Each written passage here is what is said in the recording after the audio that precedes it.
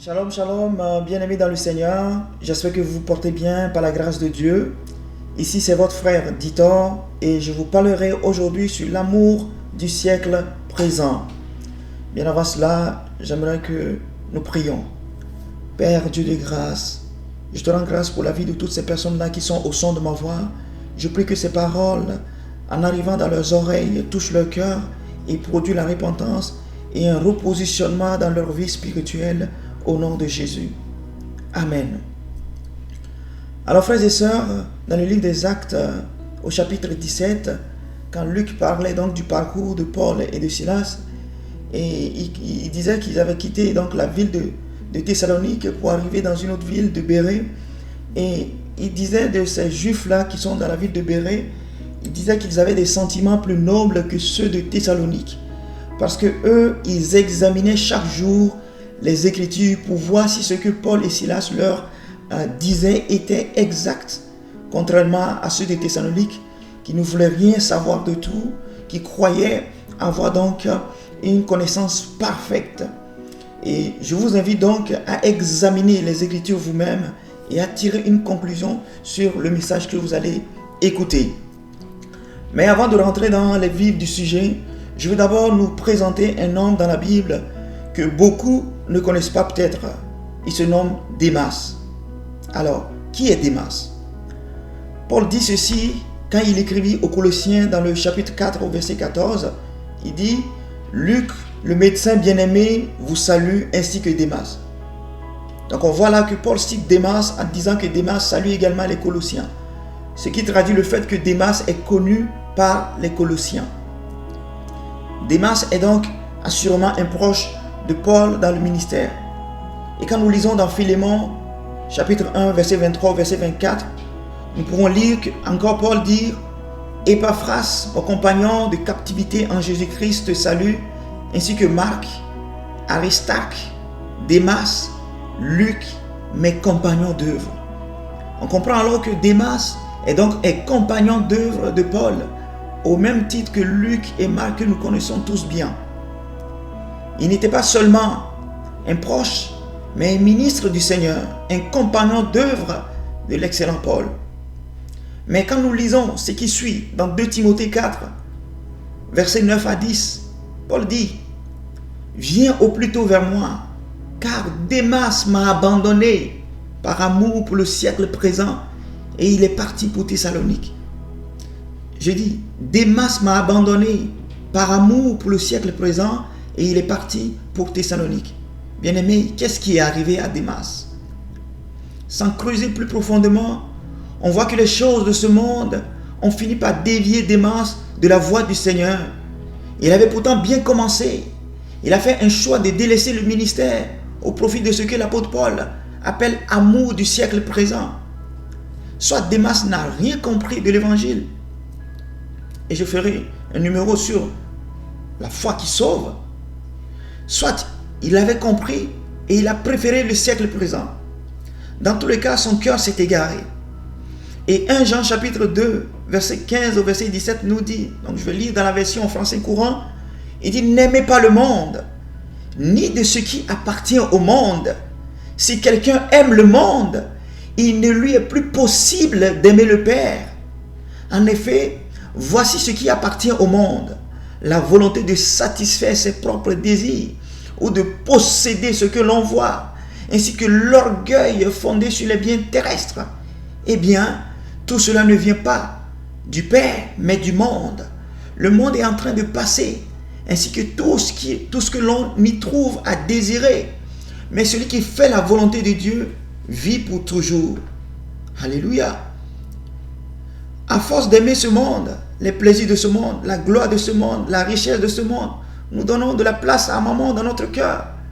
Ce qui frustre notre Seigneur, parce que nous le rejetons ici, puisqu'il n'y a rien de commun entre le monde et lui. Il dit que si on aime le monde, ce n'est plus possible de l'aimer. Donc, les deux chemins ne vont pas dans le même sens ou dans la même direction. Et souvent, c'est en toute innocence. Ce n'est pas par désir, ou bien ce n'est pas délibérément que nous aimons maman, mais à cause des problèmes de la vie, les difficultés de ce siècle, les besoins quotidiens. Et c'est la raison pour laquelle le Seigneur lui-même ajoute en disant, dans Matthieu 6, verset 25, il dit, c'est pourquoi je vous dis, écoutez bien, c'est pourquoi je vous dis.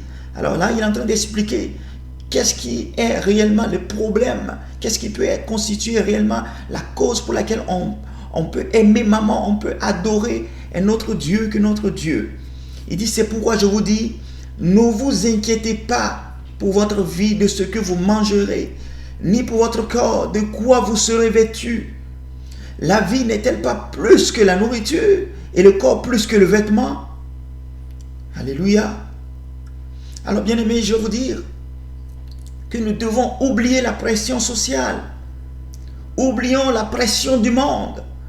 Oublions la pression des frères et des sœurs qui disent, si tu es riche, alors tu es béni et approuvé de Dieu.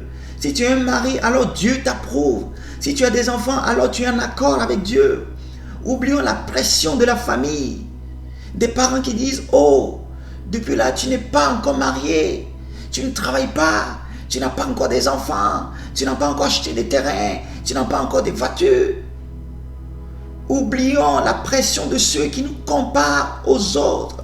De tout ce qui nous pousse à aimer le monde. Jacques dit dans son chapitre 4, verset 4 à 5, il dit, adultères que vous êtes, ne savez-vous pas que l'amour du monde est inimitié contre Dieu? Celui donc qui veut être ami du monde se rend ennemi de Dieu. Croyez-vous que l'Écriture parle en vain? C'est avec jalousie que Dieu chérit l'esprit qu'il a fait habiter en nous. Alléluia. C'est avec une grande jalousie que Dieu chérit son esprit. Il dit, il ne partagera pas nos cœurs avec un autre Dieu. Il ne partagera pas sa gloire avec sa personne. C'est avec un grand prix qui nous a rachetés de la malédiction. C'est avec un grand prix qui nous a libérés du joug de Satan. Pourquoi donc voulons-nous retourner au rudiment du monde? Reconsidérons nos voies et convertissons-nous au Seigneur. Il dit dans Matthieu 6, verset 33, « Cherchez premièrement le royaume et la justice de Dieu, et toutes les choses derrière lesquelles les païens courent nous seront données par-dessus. » Il dit que ces choses nous seront données par-dessus, et que ce sont les païens qui recherchent ces choses, mais que nous devons rechercher la justice du royaume. Nous devons rechercher le royaume de Dieu. Car que servirait-il à un homme de gagner le monde s'il perdait son âme? La vie n'est ni une course, bien-aimée. La vie n'est pas une concurrence. Chacun a son temps. Focalisons-nous sur le Seigneur et nous ne laissons pas emporter par les vagues du siècle présent. Ne soyons pas comme Démas.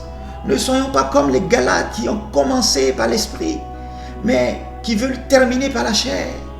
Bien-aimés, tout coaching qui ne pointe pas du doigt Christ et Christ crucifié détourne ton regard de l'essentiel. Toute prédication qui ne te révèle pas ta misère loin de Christ, mais plutôt te compare aux païens en termes de possession matérielle, est tout sauf l'évangile de Jésus-Christ. Quand tes yeux commencent à se focaliser sur les choses terrestres plutôt que les choses célestes, c'est la preuve que ton cœur est déjà attaché au monde qui appartient au prince du siècle présent qui est Satan. Ainsi, ton cœur est rempli de la pensée de Satan et non de la pensée de Christ. Notre Dieu est un Dieu jaloux et il ne partagera pas ton cœur avec quelqu'un d'autre. Il dit, voici, je suis à nouveau à la porte de ton cœur et je frappe.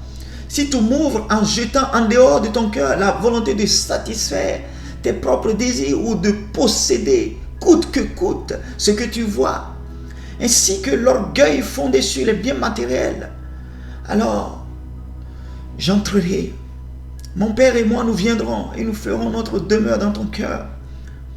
Bien-aimé, je t'en supplie par les compassions de Christ, prie pour faire la volonté de Dieu, pour accomplir son plan, que son règne vienne, qu'il t'utilise pour gagner des âmes, que tu puisses persévérer. Prie pour persévérer dans sa volonté. Prie pour toujours tenir sa main afin de pouvoir arriver à l'autre bord. Car nul ne peut servir deux maîtres. Car où il ira l'un, et aimera l'autre, ou il s'attachera à l'un et méprisera l'autre. Nul ne peut servir Dieu et le prince de ce monde. Alléluia. Alléluia. Je prie que tu puisses faire une décision aujourd'hui.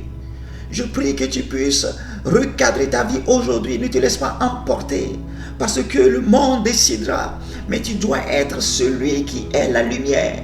C'est toi qui dois être le sel de la terre. C'est toi qui dois donner goût. C'est toi qui dois donner la direction dans laquelle le monde doit aller et non le monde qui doit t'influencer. C'est nous qui devions influencer le monde. Prends une décision aujourd'hui. Prends une décision aujourd'hui car depuis Jean-Baptiste, le royaume des cieux est annoncé et chacun use de violence pour y entrer. La grâce qui est la source de salut est répandue pour tous les hommes. Mais chacun saisit cette grâce-là par la foi, par une foi qui est vivante. Alors je prie que tu puisses te repositionner aujourd'hui dans le nom de Jésus. Amen. Alors bien aimé, si cette vidéo vous a béni, partagez-la avec vos proches, avec des amis. Et si vous avez des commentaires, des contributions, des questions, vous pouvez les laisser sous la vidéo. Et abonnez-vous, puis activez la cloche de notification pour de prochaines vidéos.